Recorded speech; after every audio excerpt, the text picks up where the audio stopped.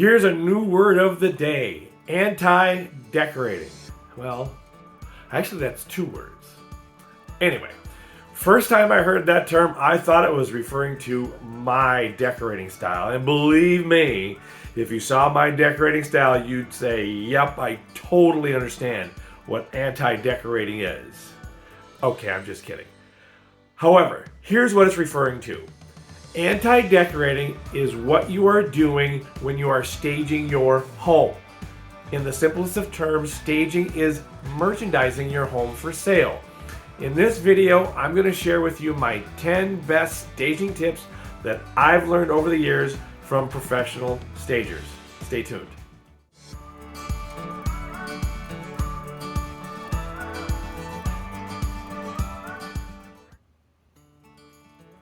Welcome back, everyone. My name is Jim Davich with Vibrant Homes of Vibrant Realty.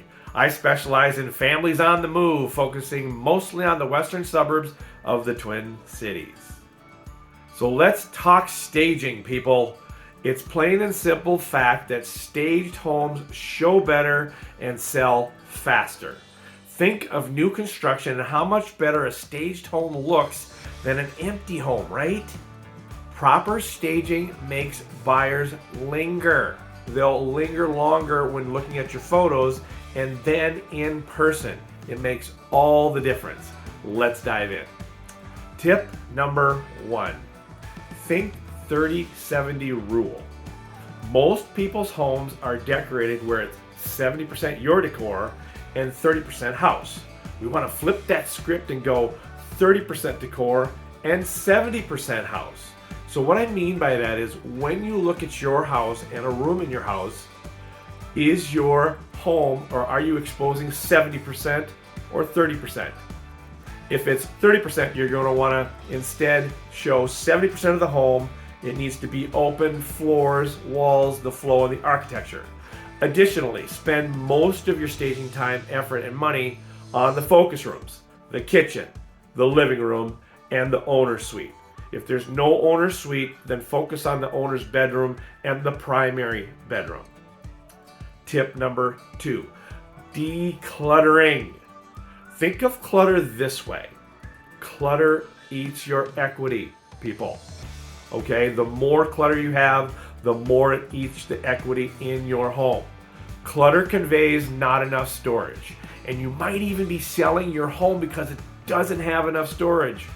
So don't prove it. Get rid of the clutter. Your closets and cupboards in your kitchen should be at a maximum half full. So rent a pod just to get rid of the extra furniture, the seasonal clothes, and the extra decor. And here's a pet peeve of mine. If you have a standing coat rack in your foyer or entryway, get rid of that too. Make that first impression be one of openness and spaciousness. Tip number 3, depersonalize. What does that mean? Remove all of the personal photos around the house. They are distracting to the buyers and the buyer's agent. When they see your photos, they start to compare your life with their life, and their natural curiosity about you will kick in. And so now the buyers are focused on you and your life rather than your home, which is not what we want. If you have all those photos of awesome family trips you've taken, great memories I know, but sharing those memories with a potential buyer is not what we want to do. So pack those away as well.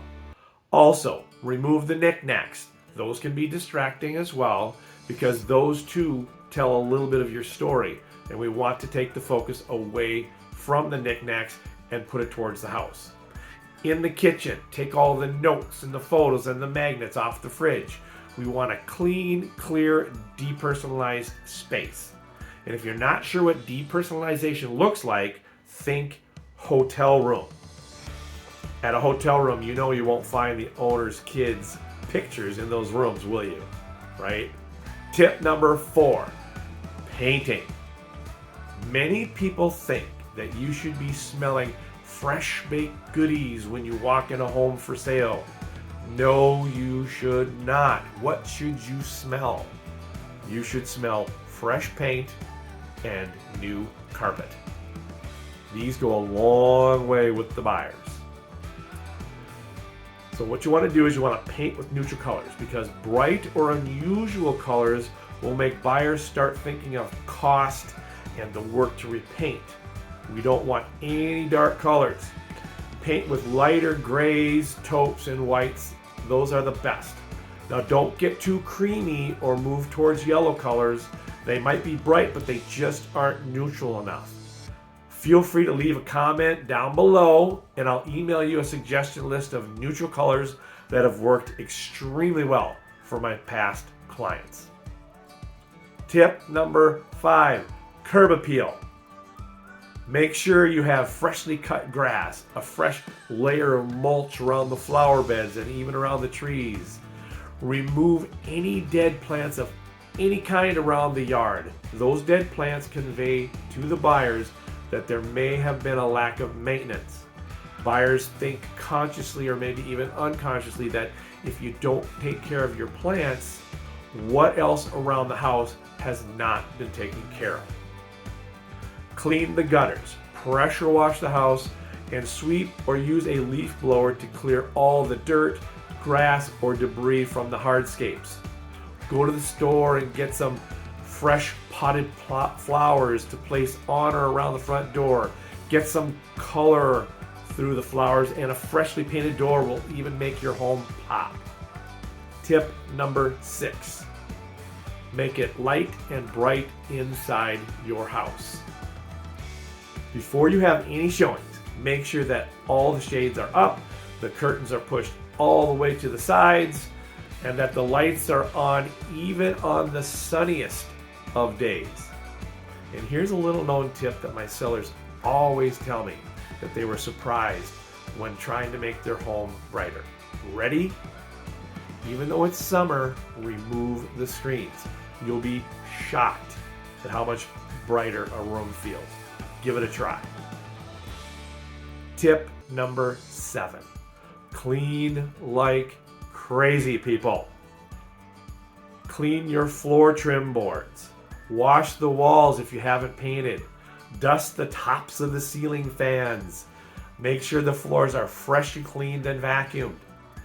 Windows, they should be smudge free, and the windowsills should be free of dirt. And in the bathrooms, there should be no spots on the faucet, the mirror, or the sink. And here's another tip I just learned recently. Well, actually a couple of years ago, but it's recent enough.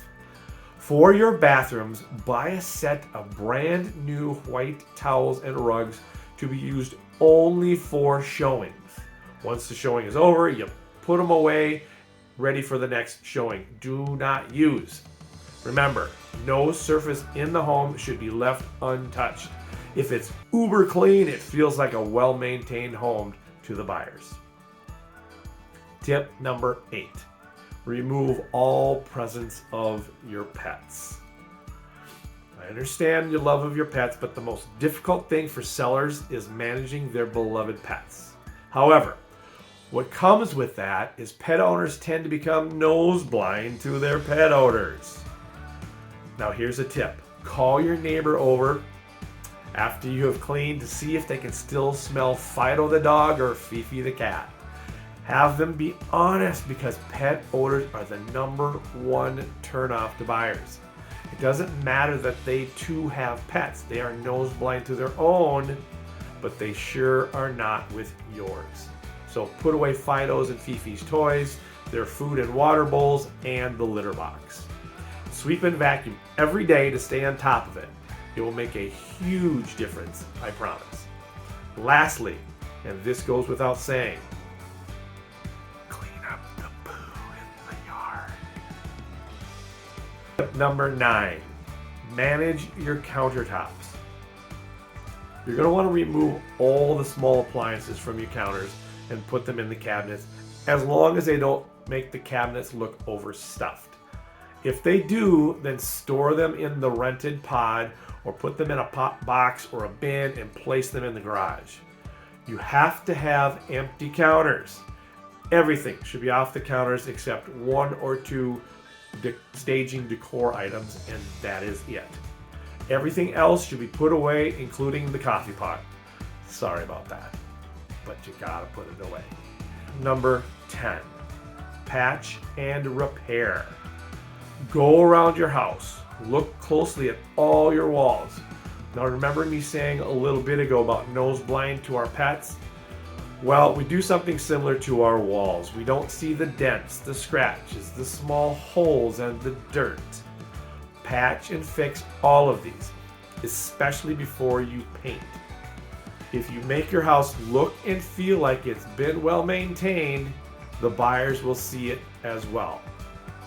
Follow these tips and your home will be ready to show.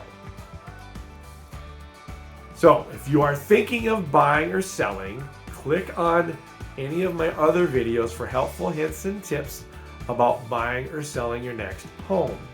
Or click the subscribe button and the bell to be notified when I upload a new video. I appreciate your time today and thank you for watching.